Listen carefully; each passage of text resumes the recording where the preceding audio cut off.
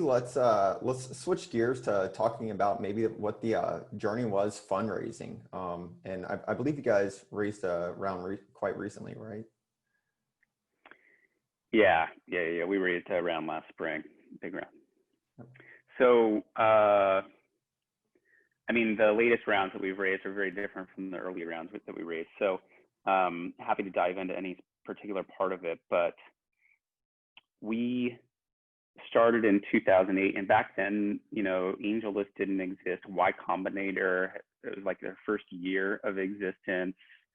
Angel networks were in their infancy, and it was very just like kind of word of mouth. There was no blog posts out there about it. Nobody advertising themselves as angel networks. So we got invited to a dinner that a guy named Jason Calacanis was hosting for his friends. He would host these like once every month or a few months. And, the people that he hosted at those dinners back then were kind of nobodies. Today, they're like these iconic, legendary angel investors who invest in all these amazing early tech companies built around that time. And yeah, we got invited, and Marco, one of my co-founders, pitched, and for whatever reason, Jason liked the idea, and so he put in some money, and a bunch of his friends then followed and put in some money. So, the one of the things that I've changed in many, many ways as a person through the Thumbtack journey. And one of the ways I have changed is I used to be a big believer in the efficient market hypothesis. I used to believe that, capital was allocated super efficiently. And if there was a $100 bill on the ground waiting to be picked up, there's no reason to bend over and pick it up because somebody else has already taken it.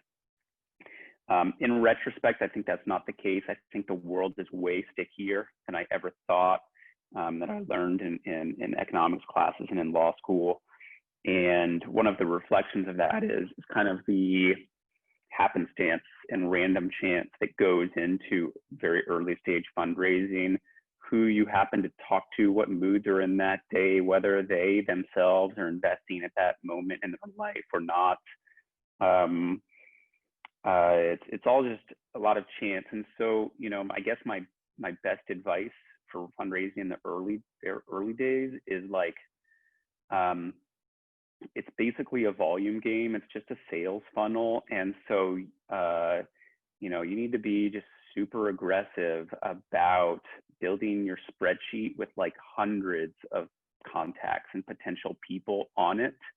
And just doing the grunt work of going through every single one, finding their contact information. Yeah, getting the intro if you can, but all good things start with a cold email. So cold emails work well too. So anyway, that's how we raised that round. And then we went another 18 months, and we were out trying to raise our Series A round, kind of like I previously mentioned. And I will never forget, it was the toughest period in the company's, one of the toughest periods in the company's life. We went out to try to raise, starting in August 2010, so 10 years ago, like today, basically. And we thought we were hot shit. We had built supply into the market. Demand was coming online too. We were focused on user growth.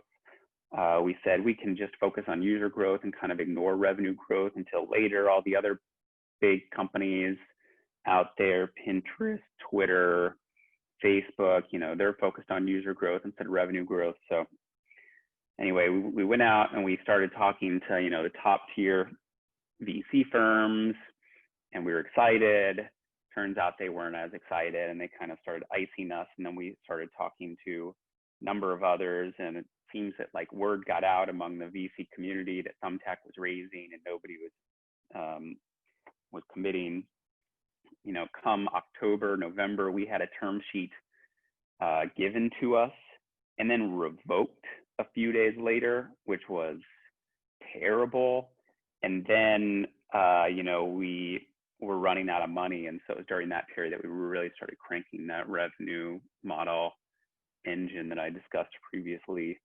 And we, one of the firms that we had started talking with early on in the process did come back and say yes. And God bless them. They've been one of our greatest allies and advocates since the moment they invested, and we would not be where we are today without them. But anyway, they put in money for our A round, and we live to fight another day. So, that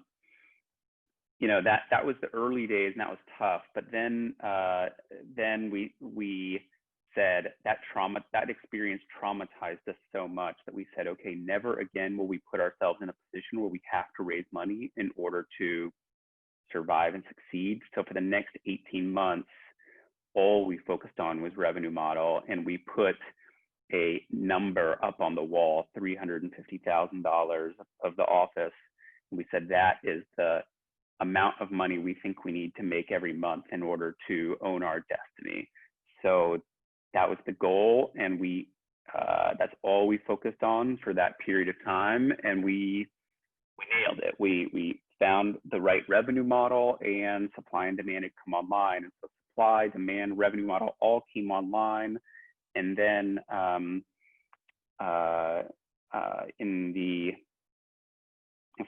was 2012 that we raised our Series A. So in 2013, we went out and talked to those VC firms again, and Sequoia bit, and they invested in our Series B round in the spring of 2013. And then it was like off to the races, because the product, the marketing had all come together, the revenue model, and that was taking off. Sequoia invested, and that was like, graduating from Harvard or something. And so then, after having raised 13 million from Sequoia in the spring of 2013, then we raised 30 million from Tiger Global, a hedge fund, 6 months later, and then 100 million from Google Capital 6 months after that.